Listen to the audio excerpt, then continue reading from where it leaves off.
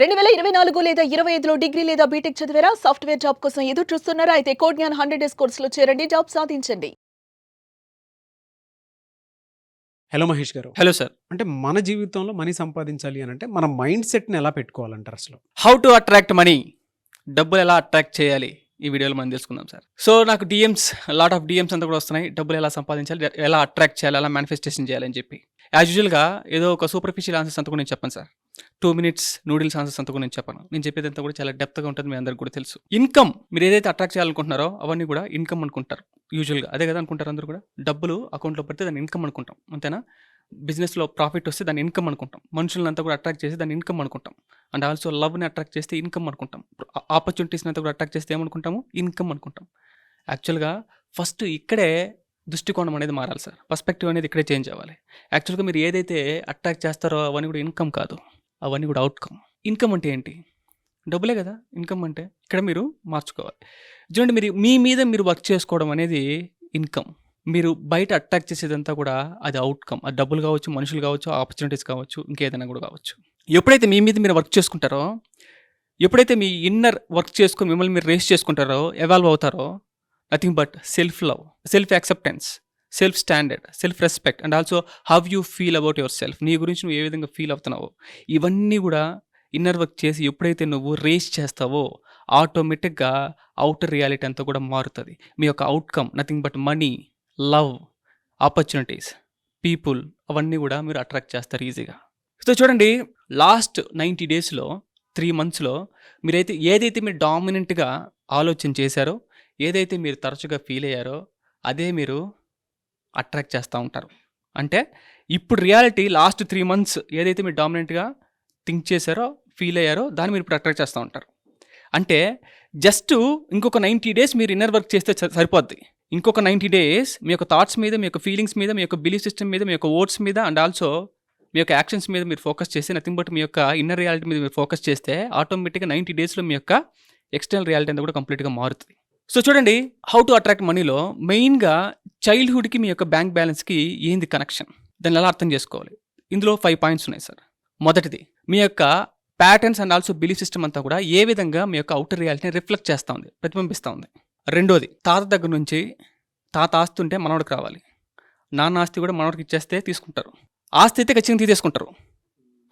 అప్పులైతే కొంతమంది కొడుకులు సరే నేను కడతానులే నాన్న అని తీసుకుంటారు. కొంతమంది అవన్నీ నాకు వద్దని చెప్పేస్తారు కొంతమంది. ఓకే, అంటే ఏది తీసుకోవాలి, ఏది తీసుకోకూడదు అని క్లారిటీ అయితే ఉంది. అండ్ ఆల్సో ఇక్కడ విషయం ఏంటంటే, వాళ్ళ యొక్క బిలీఫ్ సిస్టమ్, వాళ్ళ యొక్క ఎక్స్పీరియన్స్లు అంతా కూడా చాలామంది ఆ విషయంలో మాత్రం అసలు క్లారిటీ ఉండదు, అట్లాగే తీసేసుకుంటారు. పేరెంట్స్ యొక్క బిలీఫ్ సిస్టమ్ని అలానే తీసేసుకుంటారు అడగకుండా. ఇక్కడైతే క్వశ్చన్ వేస్తారు, ఆస్తులు అయితే నాకు కావాలి, అప్పులు అయితే నాకు వద్దు అనే క్లారిటీ వాళ్ళకు ఉంది.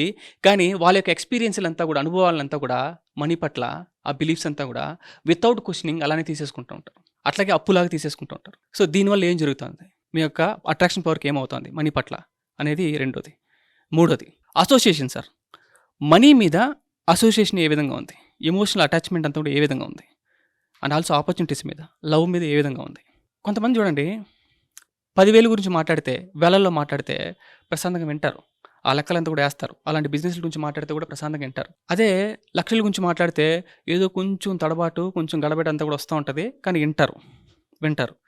అదే కోట్లలో మాట్లాడితే సైలెంట్గా లేచి వెళ్ళిపోతారు, భయపడిపోతారు, ఉనికిపోతారు, బెదిరిపోతారు. అంటే ఇది ఎందువల్ల జరుగుతుందంటే, నర్వస్ సిస్టము దానికి ఏదైతే బాగా పరిచయం అయిందో అదంతా కూడా సేఫ్ అనుకుంటుంది, ఏదైతే పరిచయం కాదో అదంతా కూడా అన్సేఫ్ అనుకుంటుంది. అసోసియేషన్ ఎప్పుడైతే మారుస్తామో, అంటే అబండెన్స్ని ఎప్పుడైతే బాగా పరిచయం చేస్తామో, ఆటోమేటిక్గా మీ యొక్క నర్వస్ సిస్టమ్ మనీని ఈజీగా అట్రాక్ట్ చేయగలుగుతుంది. Okay, 4th one, breaking patterns.